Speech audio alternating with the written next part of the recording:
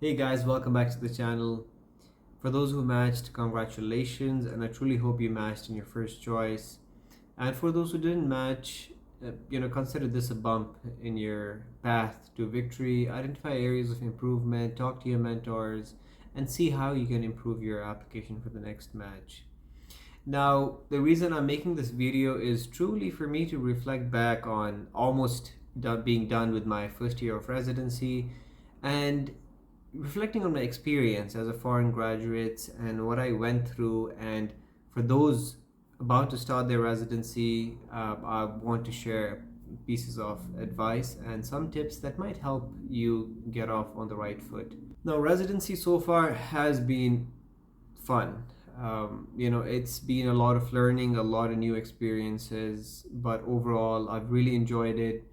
I have never felt that I was short of support and help when I needed it. And I think that has been a very important factor in my journey so far. A few more months left for me to finish first year of residency, and I have to say, time just flies. Indeed, looking back, I just cannot believe it's been 9 months already. And again, I obviously have to give credit to my co-residents, my seniors, and everyone else I've worked with who've made the experience memorable so far. That's not to say things haven't been difficult at times. There hasn't been, a lot of hard work. That all comes with the residency, and many will tell you residency potentially is the toughest phase of the training for a physician. And the reason for that is it's just a lot of learning. This is where you build that foundation of managing a broad range of conditions, a broad range of health conditions. And as you progress in your training, you continue to become more and more specialized, focusing on a more narrower area. So this is where you learn a lot. This is where you may learn from your mistakes. You may learn how to become more efficient, and a lot of systems you will lay down in terms of history taking, in terms of coming up with your assessment and plans. These will stick with you for a long time to come, and that's really something that I've been told as I've gone through this first year of residency. But while you're very excited to start off residency, there may be a few things that you may not be actively thinking about, or some areas of advice or tips that you may not have acknowledged so far. And that's truly the objective of this video. I'm just going to take you guys through some tips that I feel like would be beneficial for you as you embark on this new exciting journey. Very importantly, I have to say that you will shape your own residency experience. Do not expect the program to be there to spoon feed you with opportunities, with experiences. The program is there. All programs, residency programs in the US are ACGME accredited, which means they meet the standards of training set by the ACGME. But there can be pretty significant variation from program to program. While one program might be more academic, research heavy, another program, for example, a community-based program, might allow you for a more thorough clinical exposure. So every program will be different in terms of scheduling, in terms of number of co-residents, in terms of the overall size of the hospital, the size of the service you'll be on. So you will eventually familiarize yourself with all those different factors that kind of make up the residency experience at your hospital. But the point being, you will tailor your own residency experience. You would develop an understanding of your future goals. Where do you see yourself after residency, and how do you want to get there? Do you need academics for that, research for that? Do you need to mentor? Do you need mentors? Do you need to network? And a lot of those things you will take initiative on. You will take the step to reach out to people to find those opportunities and experiences. The program's there to help you and to guide you with whatever they can, but at the end, you can definitely, on an individual level, do a lot. So keep that in mind. Some people might already have an idea of what they want to do as they start residency, and some people might want to experience, their clinical rotations a bit further to eventually decide maybe in their PGY 2 year, maybe in the PGY 3 year, as is the case with some people. And believe me, fellowship is only one option. A lot of people, have an aim of pursuing let's say, more administrative positions, more healthcare management, healthcare leadership related positions, and that's perfectly fine. It's just a matter of tailoring this residency experience for yourself to set up yourself for success in the future. So one of the first things I want to mention is that please feel free to ask for help. Everyone knows you are new here. You're a new resident and intern, still figuring out a lot of different things. So do not hesitate to ask for help. And there is always a lot of push from programs, from your co-residents for you to be open if you need help. Feel free to ask your senior, ask your co-resident, ask your program for help. And that was the experience I had the first few months. It was so much about just figuring out how things work, what the protocols are, what the workflow's like. Coming to a new hospital, that too in a different country. The only experience I had, training in the US was my 1 month of clinical electives. So definitely there was so much room for learning, and you will need help, on this journey and throughout this process. And do not hesitate to ask for help. There's no shyness, there's no hesitation, or there's no embarrassment in asking for help, asking questions. A lot of us who come from many developing countries like India, Pakistan, there may be that culture of not feeling entirely comfortable with asking for help. But believe me, things generally are much more casual here. People are much more open, much more friendlier. There isn't that much of a strict hierarchy as many of those countries where you can't even look your faculty in the eye and stuff like that. Basically, things are not as toxic here. Things are much more casual, much more straightforward, much more friendly. And I think you should take advantage of that. Use that in your advantage, and do not hesitate to ask for help. That's all I'll say. There are so many things you'll still have to figure out as you start residency: how to put in orders, how to do certain things. For example, on the medicine service, you're gonna send a patient home on home oxygen. What is the process for that? Does the patient need home health orders? How do you put those in? Your seniors, your co-residents will be helping you through all that. When I came here, some of the things were generally fairly new to me, as part of how the healthcare system is set up, insurance related things, PT, OT, and the different multidisciplinary teams that are working on the patient. The patient disposition: where is the patient going after discharge? Are they going home? Are they going to an assisted living facility? Are they going to a SNF or a skilled nursing facility? Is the patient going to hospice? And so on. So all these things you will learn with experience as you take care of patients, and as you start more actively thinking of where they're going after discharge, you will learn to kind of incorporate those things into your assessment and plan. So again, a lot of things to learn, steep learning curve in the first few months, but with help and support around you, you should be fine. The next thing I want to mention is, honestly, I strongly feel like a lot of medical training, especially residency, is a lot about attitude than it's about skills or knowledge. You see, anyone can be taught skills, anyone can be taught clinical knowledge, but it's very difficult to change a person's attitude, change a person's personality.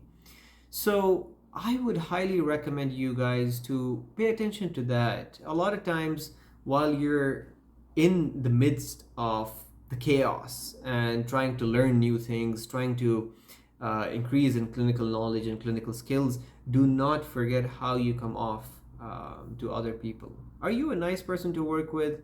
Are you difficult to work with? Are you polite? Do you offer help? Are you a good team player? And what would others say about you? So take those things into consideration. But because believe me, a lot of times your attitude will determine how you do and how you work with other people. So you really need to be a person who's able to work with other people, is able to collaborate, is able to be a good team player, effective communication, than being someone with super impressive clinical knowledge and clinical skills. Believe me, that will come with time. You will grow with knowledge and experience, but make sure your attitude and you come off in a positive way for the people around you. Next thing I want to talk about is wellness. It is very important. Again, I have to draw comparisons with a lot of countries that you guys might be coming from, having done med school. Wellness was not much of a thing, you know. There's nothing like taking care of yourself in med school. But that is not the case here in the US in residency, especially or in medical training. Uh, Given the concern with physician burnout and trainee burnout, suicides among physicians and residents, there has been a bigger push to promote wellness and for programs to take responsibility for their trainees. You know, what are programs offering to ensure that their residents have the psychological, mental, physical support that they need to be healthy, to take care of themselves as they go through this very rigorous training process. So, taking care of yourself will be very important as you go through residency, and that's one way to manage burnout, one way to ensure satisfaction, happiness as you go through this difficult and busy period in your life, that is medical training. And your programs would want to know what you're doing. Are you taking care of yourself? Do you have a support system in place, a partner, friends that you hang out with? What kind of activities do you take part in? Do you have any hobbies? So these things will be very important. So while you indulge in your residency commitments, you know, as part of your clinical training, do not forget to give time to the things you love and things you enjoy doing. For me, it was this. You know, I found making videos as a creative outlet for me as part of my residency training, and this is one of the things I do in my downtime. I love watching soccer. I'm a big Chelsea fan. We're playing Real Madrid tomorrow in the quarterfinals. It's going to be tricky coming back from that 3-1 defeat in the first leg, but we'll see how it goes. There's that. I love playing soccer. And I have ensured that I try my best, at least staying connected with those things that I enjoy doing. Because you'll realize as you go through residency, there'll be a sense of burnout, there'll be a sense of fatigue, and you want to have things that you can turn to, you know, that you enjoy doing, that you can do when you, to ensure that you have a balanced kind of lifestyle. So keep that in mind as you go through residency. These are things that will be very important and you would want to keep an eye on. Next, I want to talk about future plans and future career trajectory, or your perspective on what you would want to do after residency. It always helps if you have that sorted out early in residency, because you can then shape your residency experience accordingly. Let's say if some of you are interested in cardiology and you know that early on PGY1, you can utilize all that time to do research in cardiology. You can get to know people at your program in cardiology faculty, work with them, build connections, explore the cardiology fellowship program at your institution, and take it from there. You know, participate and attend conferences like how I did recently. I did attend the ACC 22 conference. It was an amazing conference, American College of Cardiology. It was my first inpatient cardiology conference, and it was a massive conference. And certainly, I feel like I wasn't able to make as much of it as I would have wished for. But I think there's always next year, and I was fortunate to be able to present a few posters at the conference, and I think that would help. That will help contribute to my application as I work towards that end goal of doing fellowship. So same is the case with you guys. If you have identified certain interests, start working on them early on. And this doesn't just have to be fellowship. As I previously mentioned, it could be healthcare leadership, healthcare administration, business related pathways that people pursue after residency. The point is, if you have those identified early on, you can spend more time working towards them, and that would work in your favor basically. And you'd have a clearer sense of what you want to do, how do you want to get there, what are the things that you want to do. So, you know, some people might want to, let's say, take the first year to explore the different specialties that they'll be rotating through and then make a decision. You know, some people might just not be clear early on, and that's perfectly fine. You know, if you need time to figure out what you would truly want to do, or if there's a certain specialty you're not sure about and you want to wait until you do that rotation to make a decision, that's perfectly fine, you know. But the point is, have that in your mind that eventually there's something potentially after residency that you may want to do. You may want to work as a hospitalist, and that's perfectly fine. But if there's something additional you want to be doing, you want to identify that early on so you can work towards it. Okay, so the next thing I'm going to talk about is procedures. A lot of you guys might be very procedural oriented. You may want to get better at intubations or at, ABGs, drawing ABGs or other procedures, lumbar punctures, and so on. You will have that opportunity in residency, and depending on what your hospital looks like, what kind of setting your hospital is in, you may get a lot more experience than your other colleagues in other residency programs. But have that in your mind. Find opportunities to gain more experience with those procedures. Some programs like ours may have some dedicated time for procedures. We have 2 weeks of procedures where we're able to kind of go around the hospital, try to get some experience with those procedures. And obviously, on your other rotations, you might have opportunities. For example, when I was on my ICU rotation, I got to do bronchoscopies, I got to do a few lumbar punctures, and same might be the case for you. But the point is, again, to show interest and take initiative. You're not gonna be spoon-fed with those opportunities. You're more likely gonna have to ask your attendings that, hey, I'm interested in those procedures, can I get those? And keep in mind, ACGME has a yearly requirement of the number of procedures that they expect residents to get. And usually the requirement is easy to achieve. It's like 5 venous blood draws, 5 ABGs or arterial blood draws, 5 pap smears, and I think lumbar punctures are not compulsory. Those are additional but pretty basic stuff. And as I said, if some of you guys are at high volume centers, you'll probably get them much easier than others. But keep that in mind. You will be taken through all different guidelines and protocols and what you need to get done by the end of your first year residency. And besides procedures, there might be a few handoff assessments that you might have to get filled by your seniors. There might be a few mini CEX or clinical examination, or like an OSCE, basically, like a physical exam, like a supervised physical exam that you might have to get filled, like 5 of those. Actually, not even 5, it's less than that. And you can get those filled by your seniors, by your attendings, and so on.